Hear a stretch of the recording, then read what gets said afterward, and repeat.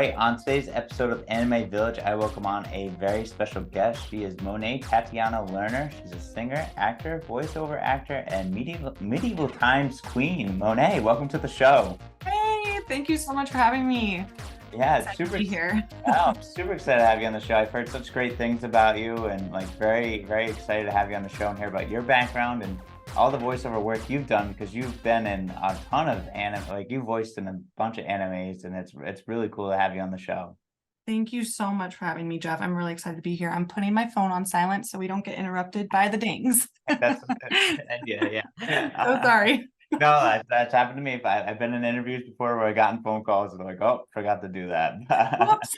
Yeah, it's No, funny. but thank you so much for asking me on. I'm excited to be here. That's awesome. We're very excited to have you on the show. And it's funny that you bring up the phone thing, because it was funny when I had Matt on. Drew called Matt, like was calling Matt in the middle of our I saw that. Yeah. That was so cute. Oh my gosh. So cute. I love them. Oh, they're such great guys. Well, They they are. spoke very highly of you and super excited to have you on the show. But I want to ask, you're a singer and you got into acting. What led you towards your career in acting and singing? Okay, so my mom will tell you if she talks to you that I came out of the womb singing. It's funny because she said even when she played music, when I was in the belly, I would hit my foot or whatever to the beat of the music. So, she was like, "Oh, we have a musical baby in here." So, that's what she'll say. I came out of the womb singing. So I started singing in church musicals. And then I grew up in LA. So I'm born and raised in Los Angeles. And all of my friends at church started to get agents. And I really, really wanted one because I saw they were doing such cool things. They were on the Disney Channel, they were on Nickelodeon. And I begged my mom. I said, please, please, please. And she said, okay, as long as you do good in school, as long as you really want this after a while, then I will help you do that as long as you work hard. And I did. I took vocal lessons with a wonderful woman named Dawn Walters, and then it just blossomed from there. So I did start singing, and then in the church musicals, it incorporated singing and acting. And then from there, I started taking other acting classes in town that my friends were in, and it kind of just blossomed from there. Got an agent, and I guess you could say that I was a child actor. Oh wow, yeah, Yeah. it's crazy how like your career blossomed. I mean, you were, speaking of Disney and Nickelodeon, you were on like The Sweet Life of Cody, which was on Disney, and Zoey 101, which was on Nickelodeon, and you were on the Bernie Mac show, which I watched growing up too. Like, well, I mean, what were those experiences like being a part of those shows? Oh my gosh, it was incredible. So the first show that I ever booked was the Bernie Mac show in I think it was 2005. So I was 15. Um, yeah, I was 15. I had to think about that for a second. Um, but I remember I was so excited because I got my agent, I think when I was 13, 14 years old. And, I just kept going to workshops and, all my friends were booking other things and I hadn't booked anything yet. So then when I finally booked my first role, I was just over the moon excited. So I did that role and that was super cool. Like I got to go to school on set, which was really, really fun. And meet couple of the other actors on the show, and it was awesome. And then the next show after that I booked was Zoey 101, and that is a funny story because I had a line like in the Bernie Mac show. I had one line. It was considered a co-starring role because if you're a co-star, you usually have some on-camera time, you have a line or two, and then a guest star is a little bit more. You may have a couple of scenes. Yeah. So in Zoey 101, I was a co-star. I was in this episode called Election, and it was about they were having their election at school for class president or whatever. So I remember like I was so excited. I got in my little outfit and wardrobe. I sat on the end of the couch. That was my place. And then I had my one line. I forget what I said, but I had my one line. I remember when the episode was coming out, I invited all of my friends over and we were going to watch it all together. And the scene came where I was in it and you could see me in the background and they cut my line. Oh no. But you know what? That is the moment that I learned that happens, and it's going to happen to everybody. So many other actors have stories like that, and it's nothing personal, but it was so funny because instead of being upset about it, we just rewound it, and like just for some reason, just the way that I was positioned, me and my friends just like died laughing, and so we just kept rewinding it and just watching it over and over again, and like died laughing. And I was grateful for the support on that. So and then with Sweet Life of Zach and Cody, that was actually a guest star role. And what was super cool about that show is I actually got to sing one of the songs that I wrote when I was 13 years old. I was 16 at the time. I think I had just turned 16, or maybe I was still 15. It really doesn't matter. But I got to sing one of the songs that I wrote on the show. And I was this lead singer of this band, of Zach and Cody's favorite band, Everything Stinks. That was the band. That was the band's name. And what was funny is that my name's Monet, the artist, and so my name in the show was Matisse, which was really funny.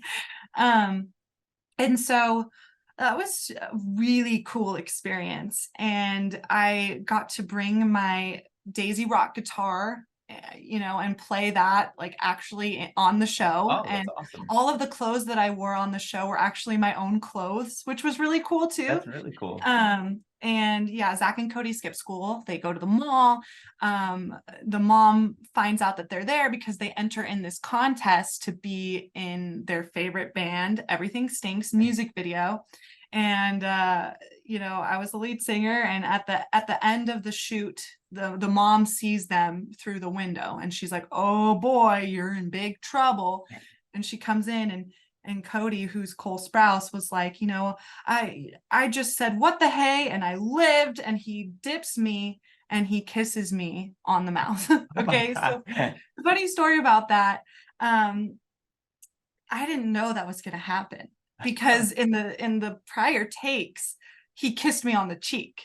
And Right. so there was the final take, and the director called Cole over, and like kind of whispered in his ear. They had this private conversation. And then in the take, he said, and I said, "What the hey," and lived, and he dipped me and he kissed me on the mouth. So when you see my reaction in that shot, like that's like true shock. I was just like, what? So it was really, really fun. I'm super grateful for the experiences that I had on those shows. It was a joy and definitely a blessing for sure. That's awesome. Yeah, it sounds like you've had some really cool experiences and be able to like experience like being part of a big show like Sweet Life of Zach and Cody, Zoey 101. I think my nephew used to watch all the time, and then the Bernie Mac show. So that's awesome. You're able to experience that. Are you still involved with like acting, and like have you acted in anything recently? Yes. So I have an agent out in Dallas. But my favorite thing recently, I've been focusing on the voiceover stuff Yeah, because that's just been a passion of mine for a really long time. And it's been amazing as of recently. But I still do on camera stuff, and I do a lot of independent films. So I enjoy writing. I've written a couple and produced a couple. And so I really enjoy doing the independent stuff. that's cool. That's really cool. Like, what's it like to write your own and like to see? Oh my gosh. Okay. I think there was one that I developed. It was called The Starving Artist, and actually it won an award in a little short film festival. So that was really cool. That's awesome. But that was developed over the course of like 6 months, and we put it together and we had some time. But I think the most fun that I've had is participating in 24-hour film races. Have you ever heard of No, I those? have not. Okay, What is so what that? happens is you go it's a 24-hour film race. And so you enter with a group of people. So you usually already have like actors on standby. You have somebody that's going to operate the camera, operate sound, lighting, and everything. And so you go usually to a theater, a movie theater, and there's the directors there of the contest. And so they give you a prompt. So they give you a prop that you have to use. They give you a line that you have to use in your short film, and then they give you an overall theme or a genre of the film. And so you don't get that until you get there that night, and then you have 24 hours to produce Oh a my, film. that's Yeah. crazy. So, and there's 24-hour film races and there's 48-hour film races. So those have been so much fun to be a part of. I can imagine that's got to be really Yeah. cool to like think on your feet and be able to like come up with something in 24 hours. Because like your Mhm. production of a show or a movie takes like 6 months to a year to like actually get completed. So 24 hours, that's crazy. Yeah. Sounds It's like, definitely, but it's fun, and your heart rate spikes a little bit, but it's worth it. It's a lot of fun. yeah, it sounds like it. Before we get into the voiceover work, I have to ask, you are part of Dallas Medieval Times and working as their first ruling queen, which is awesome. What's it been like to be a part of Medieval Times and, be part of the experience?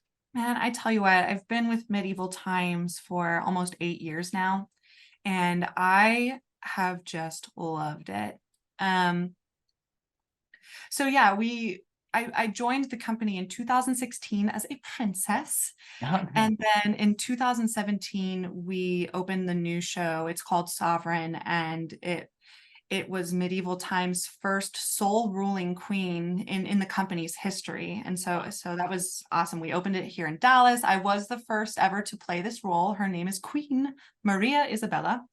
And it was a lot of fun. And so in 2018, late 2018, there was an opportunity. I was only working there part-time as an actor, which is a great gig for actors. That's what I always tell the people that join us, is like, hey, this is a great part-time gig for you to work and still be able to do what you want to do outside of here. But in late 2018, I had the opportunity to interview for the cast management position at the Dallas Castle, and I got the job. And what's really cool about that, and what a lot of people don't know, is that I was actually the first woman to be a cast manager in the company's history. Really? That's crazy. Yes.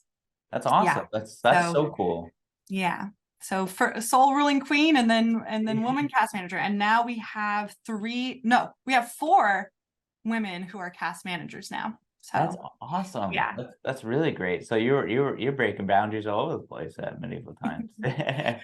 absolutely. And I mean, just have you ever been?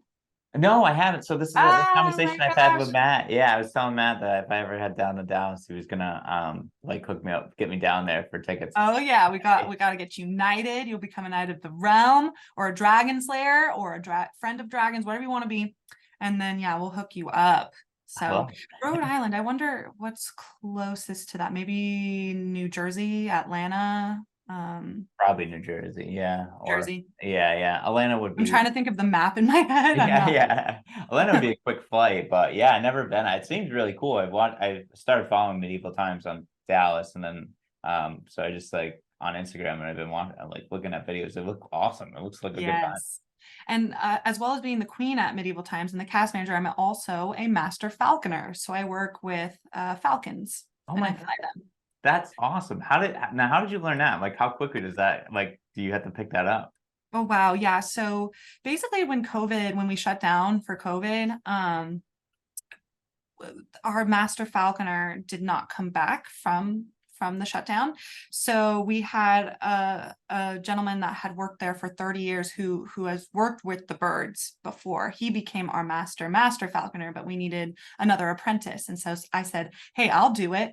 They were like, are you sure? Are you sure you can, because you have to, they eat, they're, they're, they're kind of almost cannibals. Because they eat quail, they eat chick, and so they're like, "Are you sure? Can you dissect this quail?" And I'm like, "Let me give it a shot." And I can dissect a quail now. It's not my favorite thing in the world, but I do it for the bird. And so I trained for about, I want to say 3 months. I trained rigorously for 3 months because you have to get to know the birds. They're not domesticated, so you can never fully trust them, and they will never fully trust you. It's really all food based. But so I spent time with the birds, and then I really got good with my lure work, which a lure is basically it's you have a handle, you hold a handle, and then you have a long rope. And on the end of the rope, it simulates what they would hunt in the wild, Oh. some prey. So there's a leather piece that is in the shape of a bird, and Mhm. you can attach the meat to there, and you basically lure them to the meat. Oh. So then that's how we get them to fly in the figure eight. We basically simulate a hunt in the wild, and then at the end of the flight we serve it up. They catch it with their talons, and then they get their meal. Oh, that's interesting. Yeah, it's fun. So it all in all, it took me about 6 months to really master the craft, and Wow. that was in 2020. So I've been doing it for 3 years now, almost four, I guess. Yeah, it's That's crazy to think about. yeah, it's crazy. Yeah, 2020 feels a little while ago. Yeah, Yeah, I can't even tell me speak. about it. Yeah, that's crazy, but that's awesome that you do so much at Medieval Times, like, being the cast manager and and being the queen and being like working with falconry. That's so awesome. That sounds like so much fun and such an enjoyable job. It sure is. Thanks, Jeff. You're welcome. That's great. I want to get into your voiceover work because you've been in a lot of a lot of animes from One Piece to Beast Tamer to Fruit of Evolution and Blue Lock. I want to know first, did you ever like watch any animes or read any mangas before you got into voiceover work? How that all happened before you started in the voiceover world? Okay. You're gonna giggle. So the only two anime that I ever watched before getting into the voice work for anime is Pokemon Indigo League. Okay. And I actually watched Parasite Maxim. Oh, interesting. And yeah, it was, but you know what? I watched cartoons, just all the cartoons growing up, like Rocket Power, Rugrats, Hey Arnold. So I grew up like loving cartoons and just always loving and mimicking really the voices that I heard in those cartoons. But yeah, as far as anime goes, Pokemon Indigo League and Parasite Maxim.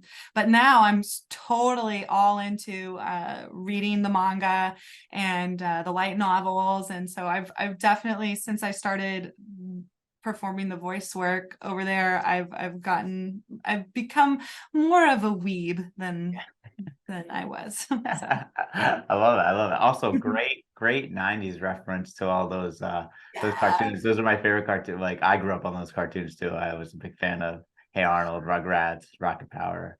they're All so Oh, good. I know they are. So good. They're absolutely so. I know. There's days where I just like maybe I should go back and like watch these just to like get nostalgia. Yeah. Where can you watch them now? I guess I maybe. think Paramount or something or Okay. Prime or something. I'm not too sure. Yeah, I know probably Prime. Prime, yeah. I know SpongeBob's on Prime because my youngest nephew loves SpongeBob, so I'm always like on for him. So just figured it's a Nickelodeon show, maybe it's on there. So what led you into the voiceover work? How did you get involved? What was your first job in voiceover? Sure. So I actually started in voiceover work when I was young. So when Okay. I was in LA, it was more commercial. I did a few radio spots and a couple of, singing singing things for voiceover work. So I grew up going to voiceover classes, workshops, and living in the behind the mic in a studio. So, but as far as anime goes, it was really, I mean, just fate almost, I think, because In 2014, I did this theater show here in Dallas at Theater 3 called Hands on a Hard Body. And I worked with one of my good friends, Leah Clark. And we moved in together. We became roommates. And that was back in 2014. And so it was still solely Funimation. And I remember she was like, you need to record an audition for Funimation. I think you'd do really good there, because she was already working there as a writer, director, voiceover artist. And so I was like, okay, like I'll record an audition. And so I remember we recorded an audition on my phone in the laundry room of our little house that we lived in. And I mean, just thinking about how far it has come since then. So nothing really happened from that audition, right? Yeah. But I met some people through that process. And I remember I did this show again at Theater 3 called the Bippy Bobby Boo Show. And it's about we did it a late night show during Halloween season, and it was about ghosts that haunted the theater. And so I did this one song. I did Jingle Bell Rock. But the director, Danielle Giorgio, who I love, she had me cut out my tongue. It was a fake tongue. It was a fake tongue. But this is this is just the wild and craziness that we do Dallas theater, right? So she had me cut out my tongue and sing this Jingle Bell Rock song, and Jade Saxton was in the audience. Oh. And she's a director at Crunchyroll, voiceover artist, and she saw that show and was just like, oh my God, I love you, you're amazing, like, and I was like, okay, that's awesome. And so we started a friendship. And Matthew Elkins actually worked with Jade's husband on this. He did some stunts on this movie called Washington's Armor. Yep. And so one day we went to go see a Shakespeare in the Bar show, and we all kind of hung out, Jade, Justin. And I remember the next day, Jade messaged us and said, hey, I want you guys to audition for my show. So that's kind of how I got added to the Crunchyroll roster. And my first show at Crunchyroll was called Love After World Domination. I played a cat and that was a Jade show. And so I really have Jade to thank for bringing me in. So that was such a fun role. And what was great about that is because it was a mental role. So that means I didn't have to match any flaps. Oh. And so I was able to learn everything that goes into the scripts over here, the pictures right here. I'm going to watch the picture before I read the script. And so I was really able to be educated on the way that Crunchyroll runs. And then after that, my second anime that I booked was Fruit of Evolution. And I remember, so for Helko, the little kitty that I played, I had like 15-minute sessions, 30-minute sessions, small sessions. It was a great role, but I spent maybe 30 minutes max in the studio at a time. And I remember I received an email from the casting director, and she said, hi, Monet, Jonathan Rigg would like you to come in for Fruit of Evolution for 2.5 hours. And I was like, 2 hours? What am I doing? And so I remember and it was like for episode 7 of Fruit of Evolution. So I was like, okay, I'm going to go watch episode 7 of Fruit of Evolution, because Fruit of Evolution was not a simul-dub. So it was not coming out at the same time. Yeah. All of the episodes were already out. So I watched episode 7, and there was I remember I was like, okay, what character? Okay, that character's already in episodes 1 through 7, so I'm not her, that character. And then this donkey came on the screen, this talking donkey, and I was like, I think I'm going to be the talking donkey. And sure enough, I go into the studio and I'm the talking donkey. So that was super fun, and it's just blossomed from there. So I'm super grateful for all of the directors who have called me in for shows there. That's awesome. I'm having the time of my life. That's awesome. I'm so glad to hear that you're able to break into the voiceover world and be a part of the anime world. It's awesome. Yes. You've done some great work. I mean, what has been the experience of working on One Piece and a Blue Lock, and those big shows, and that so much people love, like, go crazy about them. So what's it like to been working on those big crazy shows? Oh man, that was it. It's been so much fun. Working with Mike McFarland, Anthony Bowling, Emily Fajardo, like they are awesome. And so I'm just so grateful that they pulled me in for the role that's out right now. Her name is Morlone. She's a queen, and Mike called me in for that. So thank you, Mike. And then there's another role that has not been released yet that I have performed in One Piece. So I can't say what it is, but you know what though? Sometimes I get confused because One Piece comes out on Funimation. I think it's about to be on Crunchyroll too. And Right. actually, the dub just dropped on Netflix, which is cool. I think it's only up to a certain number, Yeah. but maybe the character's out already. I don't know. So, but as soon as I know when it's out, I'm gonna post it on my social media. But then with Blue Lock, oh my gosh, like that was super cool. Jonathan Rigg directed Blue Lock. And and Drew Breedlove, he plays Meguru Bachira. And so I've been friends with Drew for a long time because he used to work at Medieval Times too. Yeah. And so I remember when all of these episodes were coming out and the success of the show, Drew was like, hey, he called me and he was like, hey, Bachira's mom is about to enter into the series. And I think you would be amazing as Bachira's mom. And I was like, oh my gosh, like that sounds great. Like we should tell Jonathan. And I remember when I got the casting to play, I remember it was because the episode had come out. I was like, oh, what, it's okay. Like I understand if like they go with someone else because I never take any of that personally. Yeah. Because I want the success of all of the shows, and so the best person for the part deserves the part. Right. But I got the casting and it didn't say Bachira's mom, it said child Bachira. And I was like, and I remember I like talked to Jonathan. I was like, can I tell Drew? Can I tell Drew? And so I called up Drew and I was like, guess what? And he was like, what? And I'm like, I'm gonna play you, a younger version of you. And so I remember we spent a long time because I wanted to study Drew's voice. And I mean, because the way that he voices Bachira is absolutely brilliant. It's, and Jonathan was like, the reason why I cast you is because you are a singer, and I think that you could mimic kind of the way that Bachira kind of sings his words, Yeah.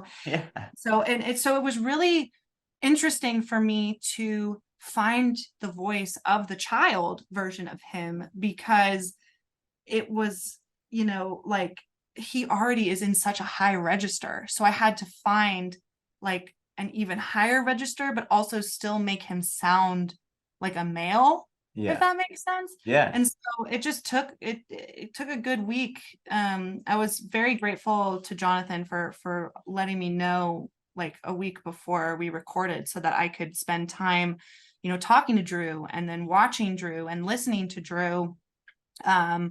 And the way that he did it, and we found it, and it was just such a magical experience because I think also Bachira's story is very heartwarming, and I think a lot of people can relate to the character.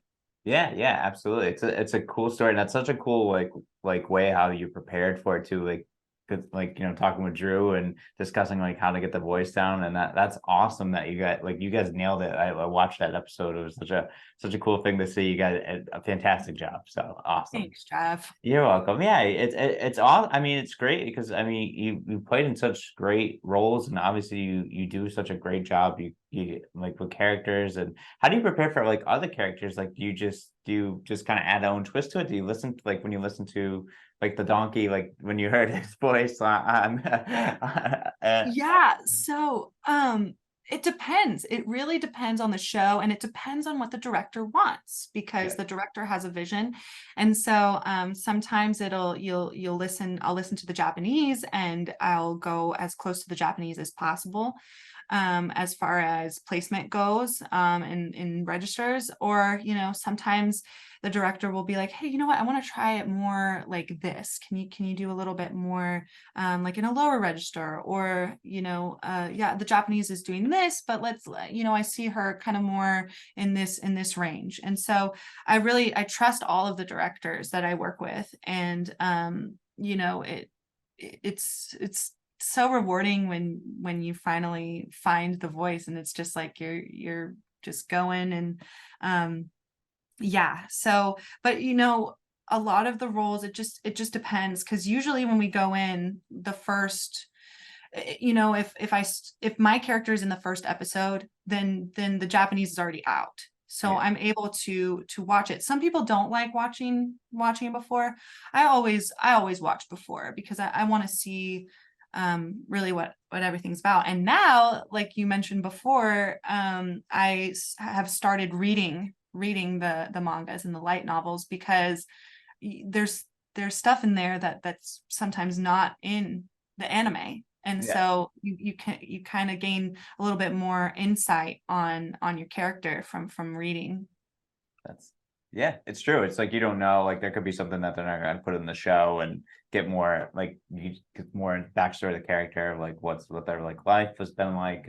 That's awesome Yeah, that you get so into it. I love it. I think it's so cool that you get so into it. It's cool. It's nice to hear it from the other side. I think that there's always like an argument online of people being like sub is better. I'm like I prefer I dub. know. I grew up on dub, so like I prefer it. So it's just it's nice, but it's awesome to like hear the voice actors, because you guys put a lot of work into it, and you guys deserve all the credit in the world to what you do and entertain us as fans and everything. So it's awesome. And we have fun. I Yeah, know we all do. And yeah, it's it's a blast. that's awesome. Well, And I want to know too, because you were recently just at a con with Drew, and was it Drew and Matt was there too? With the Blue yeah, Lock Boys were there. the Blue Lock Boys. Yeah, the Blue Lock Boys. What was that like? That con like, and that experience like being there with them, but also just being at a con and having a table. It was so much fun. We got to do a Blue Lock panel, which was really Awesome. cool. And it was just like the Blue Lock Boys and me, And I wish that Casey Dene, she's like really the girl of Blue Lock. I wish she could have been there, but she wasn't able to make it this time. But that was so much fun. And then we also did a Studio 10 panel, which is really like a Jonathan Rigg, like a homage to Jonathan Rigg, the director. So that was really fun. And yeah, we were all like in kind of a U shape with our tables. So Yeah. it was kind of really fun, because like Matt wasn't at the table. He was my table, I think you call him like a table mate or whatever. But he would always be like, yeah, go check her stuff out. And then I'd be like, yeah, he's Zentetsu, go check his stuff out. And then it's just like, I have a print of Bachata and Baby Bachata. And so I would, sign it for somebody and be like, hey, the adult Bachata is over there. And they're like, oh, we know, we love Drew Breedlove. So um, it was a lot of fun. And then I was also a part of this show called The Great Jahy Will Not Be Defeated.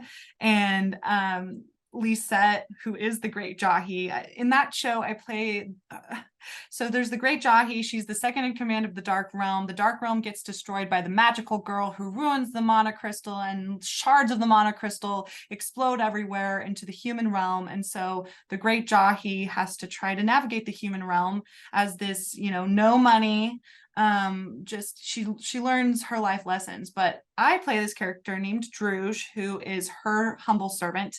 And all she wants from the Great she's super successful in the human realm. Like Jahy's not, but Druge is. She has her own corporation, the Dojima Corporation, and so, but all she wants from Jahy is to just be mean to her. She wants Jahy to punish her. She wants Jahy to, because that's what she's used to in the Dark Realm. So it was really fun, because Lisette, who plays Jahy, was right by me. She was my table mate. So it was really cool, because we brought some mangas to sign, and we had a Jahy panel, and a lot of people hadn't heard of the show. So we were like, hey, you know what? It's a great show. And we got them into the manga. So that was really cool. I always love educating people on these, kind of more or less known shows. to get into, because they're really a treat, Yeah, yeah. It was so fun. I'm gonna have Yeah. to check that show out now that you mentioned. Yeah, I Yes, haven't seen yes. it. Yeah, no, I'll definitely check it out. It's really cute. I think you'll like it. Awesome. Yeah, I'll definitely watch it for sure. I'll definitely put it on my list to watch. I need something to watch. I mean, I've been watching One Piece, but I need a break from that every once in a while. I can't keep up. And what episode are you on in One Piece? I'm on like episode 25. I just like started last week, so I get You a have lot. a lot more to go. Yeah, just a little bit. I was like, Wow. oh, Yeah. that was And they're convinced. coming out with that live action too, which looks really cool, actually, I think.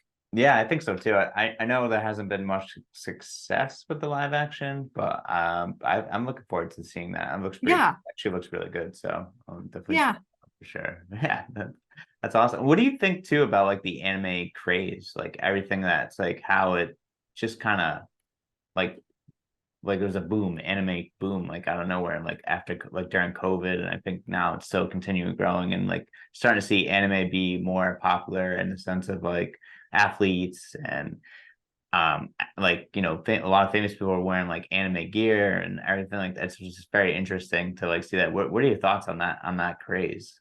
Well, I love it Yeah. because, I feel like I almost kind of am in that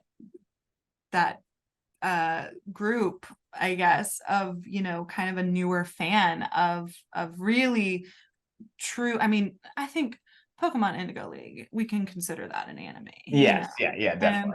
and Parasite Maxim, but just to be, because I think because of the popularity that it's gained, and it has lended itself well to more voice work, and me being able to be a part of the world, and so I'm really grateful for it. That's awesome. Yeah, no, it's great. I'm glad too that you're part of it, as mentioned before, because you do a great job. You nailed Little Bachira and Mulan. So it's awesome, and I gotta check out the great. Was it the great Jay takes over? Jahy, yeah. Jahy, Great Jahy will not be defeated. the great Jahy will not be defeated. I have to Yeah. check that out for sure. Yes. Um, so speaking of the anime craze here at Anime Village, we're a company here that we're really based on storytelling. So we create our own mangas, and we have mangas in 4 different genres. So we have the geez, I'm trying to think. We have shonen action, we have slice of life, we have supernatural, and then we have I mentioned shonen action. So yeah, we have those 4, and then we're also doing like games, which are like a metaverse game where you can meet up with your friends, and then you can read your mangas and then go play the game and play those chapters, but we're also doing RPGs too, and those RPGs are also connected to the metaverse. So you can either play. So if you're not into metaverse games and you just like the role playing action, like the old Final Fantasy fantasies, and you want to go play that, that's what we have too. We wanted to get your thoughts on what we're doing here, you being a part of the anime verse of like what we're doing here at Anime Village as a company. I love it. And I'm excited to join in the action. Like I wanna read. I think that's so cool. Like going online, you guys all read the manga and then you go into the universe. Like that is awesome. So I like sign me up. That's awesome. I wanna do it. Yeah, I appreciate it. We'll send you some stuff after too. I'll send you Okay. I'll email you the link to read, and Yay. yeah, and we have the playable download. So we're really heavy on like we have this our marketing right now is reps. It's read, engage, play, stream, which is where I have the read, and then you engage on metaverse and play in the metaverse, but also stream. Eventually we'll have our own animes, and that's down the line, but that's what we're looking forward to. Incredible. Yeah, I'm yeah. so excited. Yeah, we're super excited. So we appreciate your thoughts on that. Well, I'll definitely have to send you some of the stuff after. Please. Yeah. Monet, this has been a great interview. I just want to ask a couple more questions before we sign off. Do you have any cons coming up soon or anything that you will be at? I do. So I have Co Plus Con coming up August 5th and 6th. Um, that's going to be here in Dallas. Oh, So nice. if you're in Dallas, come check it out. Yeah. And then so that's the most recent Or yeah, that's the upcoming one that I have right now. And then there's a few others in the works, not confirmed yet. Nice. A store signing in Oklahoma in September. But we're still working out all the deets on that. But yeah, so Co Plus, come see me. That's awesome. Yeah, definitely, definitely. If you're listening and you're a big fan, go visit in Dallas. If you're in the Dallas area, go to that con for sure. And then last thing is, I know it sounds like you're very busy between, voice acting and medieval times. And what do you have like a favorite thing you like to do outside of all the voice acting and medieval times? I love, I mean, just to put a blanket on it, adventuring. So I just love walking around. I love hiking. So anywhere I go, I try to find the hidden gems, because when I moved to Dallas, I was like, oh, it's super flat here. There's no elevation, but I have found some awesome hiking spots. So I love hiking. That's my jam. That's awesome. That's really, really, really cool. Well, Monet, this has been a lot of fun, a great interview. I really enjoyed speaking with you and getting to know you. I'm sure our listeners will too. And thank you so much again for your time. Thank you. Yeah.